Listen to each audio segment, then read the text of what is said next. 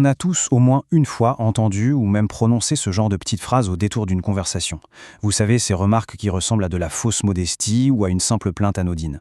Mais en fait, le poids caché de l'auto-dévalorisation, c'est lourd, vraiment lourd. Derrière une apparence complètement inoffensive, il y a une mécanique psychologique redoutable qui se met en place et qui draine littéralement l'énergie de la personne qui vous écoute.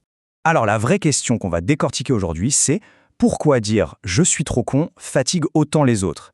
Et attention, on ne parle pas juste d'un simple manque de confiance en soi. L'idée, c'est de comprendre pourquoi ces mots précis agissent comme un véritable aspirateur à énergie pour votre interlocuteur. Qu'est-ce qui se passe concrètement dans le cerveau et dans la relation à la seconde même où cette phrase est lâchée? On attaque avec notre premier point, la différence entre une erreur locale et un verdict global. Il faut bien comprendre que les mots qu'on choisit pour décrire un échec n'ont absolument pas le même impact. Regardez bien, si on dit « je n'ai pas compris », on signale ce qu'on appelle une erreur locale. C'est factuel, c'est un problème concret, et surtout c'est une porte grande ouverte vers une solution.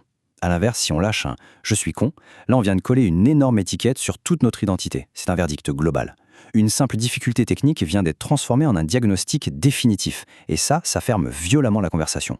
En psychologie cognitive, ça porte un nom très précis, le labeling ou l'étiquetage. C'est une distorsion mentale super puissante. En gros, on réduit une personne entière, avec toute sa complexité, à une seule étiquette fixe et 100% négative. Du coup, une compétence qu'on est simplement en train d'apprendre est injustement transformée en une faille de caractère permanente. Et le pire, c'est que ça bloque immédiatement toute possibilité d'apprendre ou de progresser. Ce qui nous amène directement à notre deuxième point, le redoutable piège de l'avocat de la défense. Parce que oui, quand cette fameuse grammaire négative est prononcée à voix haute, il y a une énorme demande implicite qui vient flotter dans l'air. C'est comme si on disait « rassure-moi, contredis-moi, prouve-moi que je ne suis pas nul ». Boum, on vient de déposer une charge relationnelle ultra lourde au beau milieu de la pièce. La personne en face de nous reçoit une mission complètement forcée. Elle doit réparer, là, tout de suite, l'image que l'on vient de détruire juste devant elle. Et c'est exactement là que l'épuisement s'installe. On rentre dans une boucle de réassurance qui est complètement toxique. Étape 1, on se sent nul. Étape 2, on demande implicitement de l'aide en se dévalorisant. Étape 3, l'autre nous rassure, mais on doute immédiatement de sa sincérité.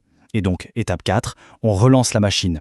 Résultat, la personne qui écoute s'épuise, la conversation tourne en rond, et le problème de base, celui qu'on essayait de résoudre au départ, a totalement disparu. Vous savez, il y a ce mythe tenace qui voudrait être super dur avec soi-même, c'est une preuve de grande lucidité. Spoiler, c'est complètement faux. La précision corrige, mais l'insulte, elle, fiche tout. La vraie lucidité, la vraie intelligence face à l'erreur, ça n'a absolument rien à voir avec la cruauté. Analyser ce qui a foiré avec précision, ça permet d'avancer. S'infliger une insulte globale, ça paralyse l'action, purement et simplement. Faisons maintenant un peu de place pour la nuance, l'empathie et les anciennes habitudes. Attention, l'idée ici n'est pas du tout de dire qu'il faut effacer toute expression de difficulté ou faire semblant d'être parfait. C'est très différent. La véritable humilité, c'est reconnaître ses limites avec franchise, mais en gardant sa dignité intacte. Et surtout, ça laisse l'interlocuteur libre. L'auto-dévalorisation, au contraire, c'est une attaque frontale contre sa propre dignité qui va recruter de force la personne en face pour stopper l'hémorragie. Concrètement, ça donne quoi? La vulnérabilité saine, ça s'exprime par des phrases comme « j'ai besoin d'aide pour comprendre ce truc ». C'est clair et ça connecte. L'autodérision légère, ça détend l'atmosphère. Oups, mon cerveau a bugué aujourd'hui. Mais l'autodévalorisation toxique lâche un énorme et lourd « je suis complètement nul ». Ça installe instantanément un malaise profond et un mépris palpable au cœur même de l'échange. Et d'ailleurs, petit détail super intéressant, souvent, l'agacement profond qu'on ressent face à quelqu'un qui s'autodévalorise, ça vient d'un écho familier. C'est l'écho d'une vieille grammaire mentale qu'on a soi-même utilisée. Les personnes qui ont passé beaucoup de temps à se dévaloriser par le passé et qui ont bossé dur pour s'en sortir sont souvent les plus agacées. Ce n'est pas du tout un manque d'empathie de leur part, c'est juste le refus catégorique de laisser cette ancienne violence verbale redevenir acceptable et normale dans leur entourage. Allez, on passe à l'action. Comment on fait pour changer ce script mental? C'est fascinant de voir à quel point un tout petit changement de vocabulaire modifie complètement notre horizon cognitif. Dire « je ne suis pas assez intelligent pour ça », c'est dresser un immense mur identitaire. Fin de l'histoire.